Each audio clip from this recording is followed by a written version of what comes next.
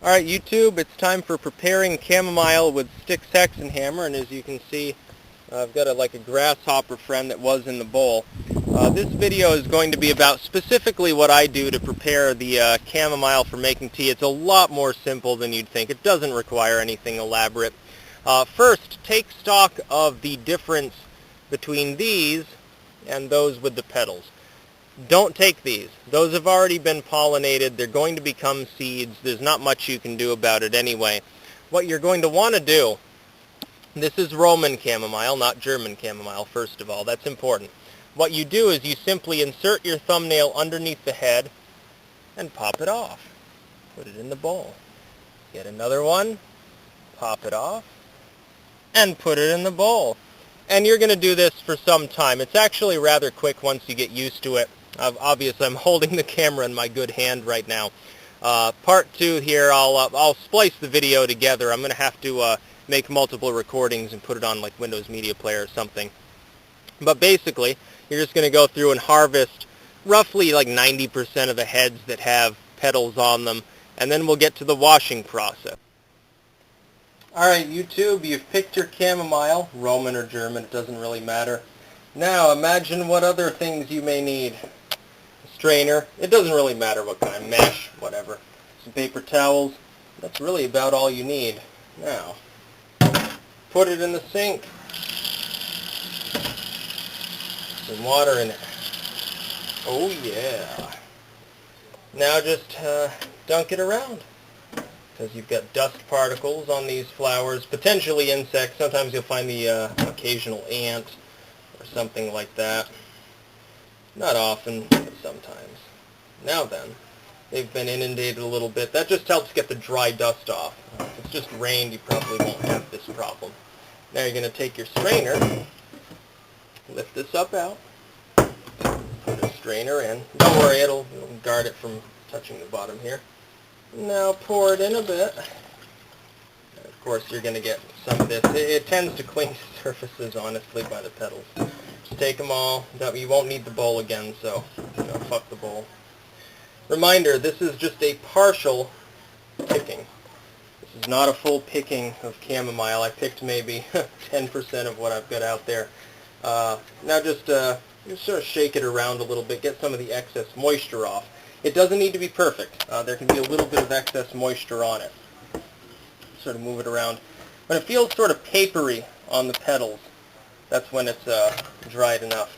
Now, simply scatter it around. Now you can scatter it as thin or as thick as you want. This particular paper towel is not going to be the final one that's used for the drying process, obviously. This is just to get some of the excess moisture off. The strainer helps, but it's not a silver bullet for moisture.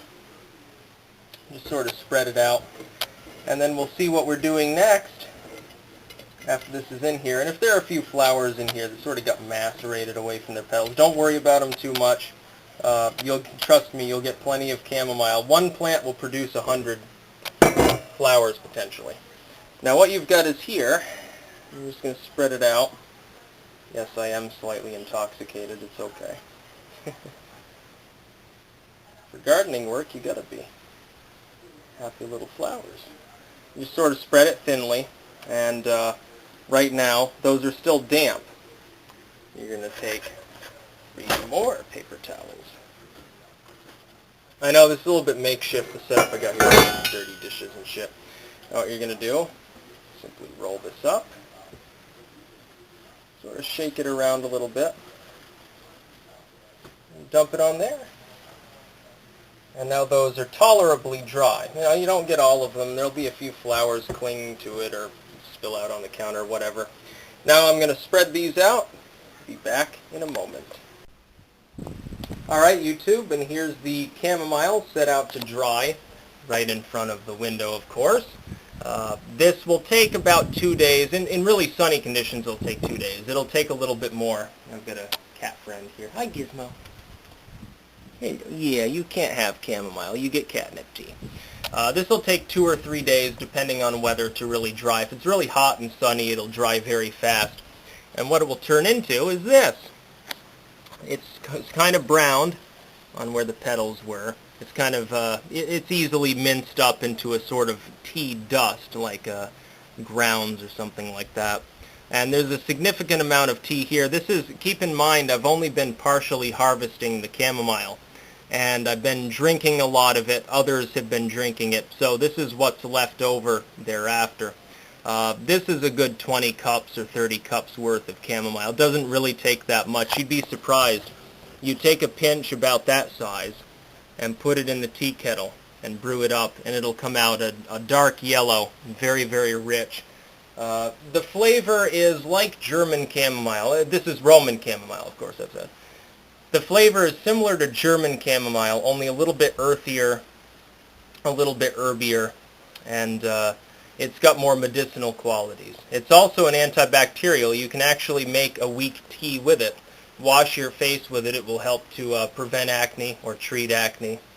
You can use it in general to recover from a cold. It actually does work, and it is my antimicrobial. If you brew that, you can use it to clean with. It'll kill bacteria.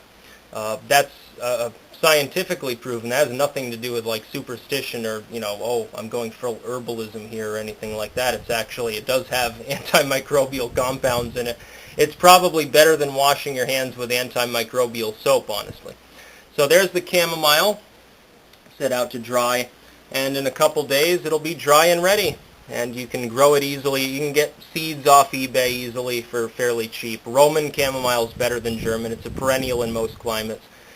It grows very, very easily. It will seed itself. It will actually take over if you're not careful. You have to be careful to weed it out and maintain it, otherwise it will literally overrun everything. But, here's the big but, most plants don't mind growing next to it. It's actually beneficial. It keeps certain predatory insects away, so it's got that additional benefit.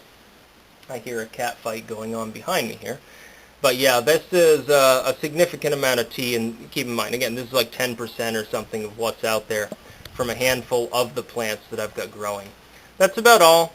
Peace out.